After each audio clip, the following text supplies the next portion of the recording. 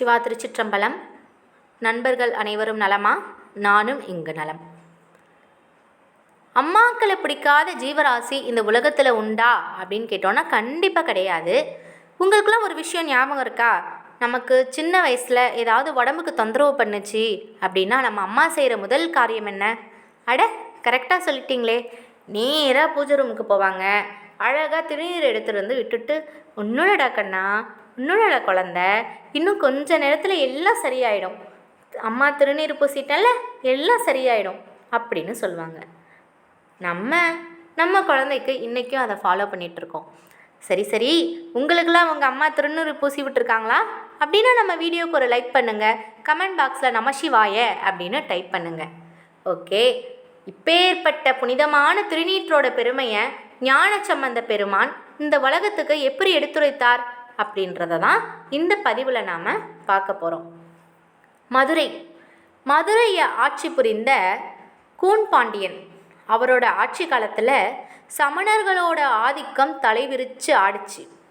சரி, சமணர்கள்னால் யார் அப்படின்னு கேட்டால் சைவ சமயத்துக்கு நேர் எதிர்மறையானவங்க தான் சமணர்கள். அதாவது திருநீர் பூசிட்டு நம்ம போனோன்னா திருநீரிட்டவங்களை பார்த்தாலே போய் தலையில் தண்ணி ஊற்றி குளிக்கிற அளவுக்கு நம்மளை தீண்டத்தகாதவங்களாக பார்த்தவங்க தான் சமணர்கள். சரி, திருநீரிட்டவங்களை பார்த்தா தான் தலையில் தண்ணி ஊற்றி குளிப்பாங்களா அப்படின்னு கேட்டால் கிடையாது. நமசிவாயன்னு நம்ம பஞ்சாட்சரம் சொல்கிறோம் இல்லையா, நமசிவாயன்னு நம்ம வாயார சொல்கிறத கேட்டாலே பாவம்னு நினச்சவா தான் சமண சமயத்தை சேர்ந்தவா. காது ரெண்டையும் இருக்க பொத்திப்பாங்களாம், நமசிவாயன்ற வார்த்தையை காதால் கேட்கக்கூடாதுன்னு நினச்சி. சரி, இப்பேற்பட்ட சூழ்நிலையில் இது எல்லாத்தையும் ஆதரிச்சிட்ருக்கவர் தான் கூன் பாண்டியன். சைவ சமயத்துக்கு நேர்மாறாகவும் சமண சமயத்தை ஆதரிச்சும் ஆட்சி புரிஞ்சிட்ருக்கிற கூன் பாண்டிய மன்னருடைய மனைவி மங்கையர்க்கரசி ஞான குழந்தை மேலே அதிக பற்று கொண்டவங்க, ஞான குழந்தைய பற்றி நல்லா தெரிஞ்சவங்க, சிவபெருமானுடைய பக்தை. அதனால் நம்ம ஞான குழந்தைய நம்ம ஊருக்கு கூப்பிட்டா நம்ம ஊரில் நிறைய தீமைகள் செஞ்சிட்ருக்காருங்க இல்லையா இந்த சமணர்கள்லாம், அதுக்கெல்லாம் ஒரு பிராயச்சித்தமாக இருக்கும் அப்படின்னு நினச்சி ஞானசம்பந்த பெருமான மதுரைக்கு அழைப்பு கொடுத்துருக்காங்க. யாருன்னா பாண்டிய மன்னன் கூன் பாண்டியனுடைய மனைவி மங்கையர்க்கரசி அரசியார். சரி, அதுக்காக அவங்கள அரண்மனைக்கு கூப்பிட முடியாது. ஏன்னா நம்ம மன்னருக்கு சைவர்களை பிடிக்காது இல்லையா, அவருக்கு சமணர்களுக்கு ஆதரவாக தானே இருக்கார். அதனால் நம்ம ஞான குழந்தையும் அவருடைய அடியார்கள் அனைவரையும் ஒரு மடத்தில் தங்க வைக்கிறாங்க மங்கையர்க்கரசி. இது எல்லாத்தையும் தெரிஞ்சுக்கிட்ட சமணர்கள் இந்த ஞான குழந்தைய நம்ம ஊருக்குள்ளே விட்டாக்கா நம்ம சமண சமயத்துக்கு பெரிய பாதிப்பு வந்துடும், இந்த குழந்தை நம்மளை அழிச்சிரும் அப்படின்னு நினைக்கிறாங்க. அதனால் இந்த சைவ சமயத்தை சேர்ந்த திருஞான சம்பந்தரையும் அவரோட கூட வந்திருக்கக்கூடிய அடியார்களையும் அழிக்கணும்னு ஞான சம்பந்தர் தங்கியிருந்த மடத்துக்கு தீ வைக்கிறாங்க. யாருன்னா சமண சமயத்தை சார்ந்தவர்கள். இந்த தீ சாதாரணமாக நம்ம வீட்டில் சமைக்கும்போது கையில் நெருப்பு பட்டுருச்சுனாலே நம்மளால் தாங்க முடியாது, துடிச்சு போயிடுவோம் இல்லையா. எப்படி ஒரு கொடுமையான ஒரு விஷயம், நம்மளோட அடியார் பெருமக்கள்லாம் தீ வச்சு கொளுத்துற அளவு நம்ம என்ன தப்பு பண்ணணும் அப்படின்னு ஞான குழந்தை நினைக்கிறது.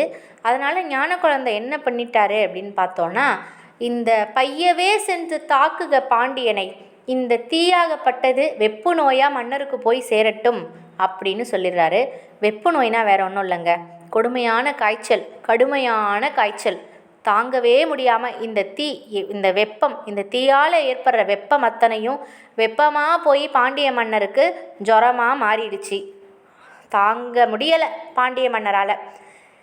சமணர்கள் என்னென்னவோ வைத்தியம் பண்ணுறாங்க, அவங்களும் கொஞ்சம் மருத்துவத்தில் தேர்ந்தவங்க, என்னென்னவோ வைத்தியம் பண்ணி பார்க்குறாங்க, எதுக்கும் ஈடு கொடுக்கலை. வெப்பம் ஜாஸ்தியாகிக்கிட்டே போகுது, ஜுரம் கூடிக்கிட்டே போகுது.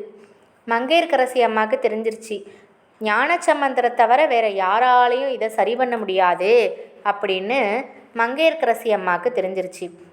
கூன் பாண்டியன் சொல்லிட்டாரு, யார் இந்த வெப்பு நோயை குணப்படுத்துகிறாங்களோ நான் இனி அவங்க பக்கம்தான் இருப்பேன். சமண சமயமா சைவ சமயமா யார் இந்த வெப்பு நோயை குணப்படுத்துகிறாங்களோ அவங்க பக்கம்தான் நான் நிற்பேன்னு கூன் பாண்டிய மன்னர் சொல்லிடுறாரு.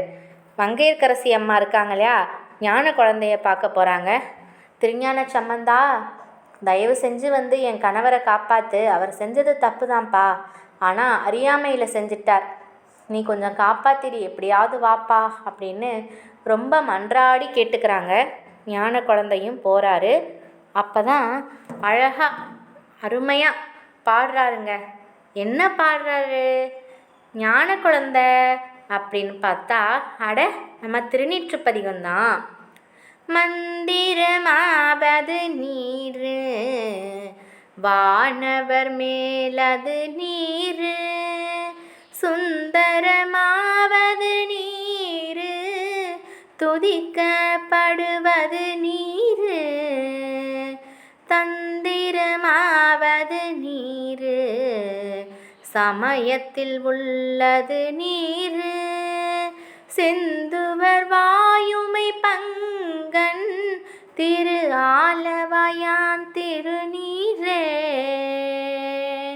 திரு ஆலவயான் திருநீரே அப்படின்னு நம்ம திருநீற்றுப்பதிகத்தை பாடி திருநீர் எடுத்து உடம்பு பூரா, கூன் பாண்டியனுடைய உடம்பு பூரா திருநீரிட்டு மந்திரமாவது நீர் பதிகத்தை பாடினார். கூன் பாண்டியனுடைய வெப்ப நோய் ஜுரம் சரியாயிடுச்சுங்க.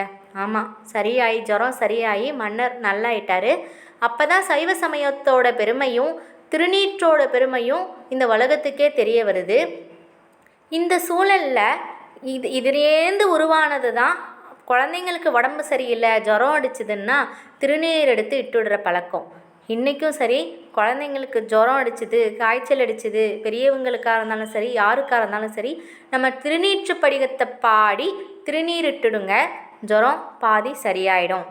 சரி, இந்த பதிகத்தை முழுசாக தெரிஞ்சுக்கணும், பாக்கி இருக்கிற லிரிக்ஸ்லாம் உங்களுக்கு வேணும் அப்படின்னு நினச்சிங்கன்னா ஃபஸ்ட்டு கமெண்ட் பாக்ஸில் நான் இந்த பதிகத்தோட ஃபுல் லிரிக்ஸை நான் போடுறேன், அங்கே போய் செக் பண்ணிக்கோங்க. தென் தேங்க்யூ ஃபார் வாட்சிங். Please share and subscribe this channel. தற்போது தங்களிடமிருந்து விடைபெறுவது Shri Ramajayam Sirpa Kalaikoodam, group of temple construction. Thank you.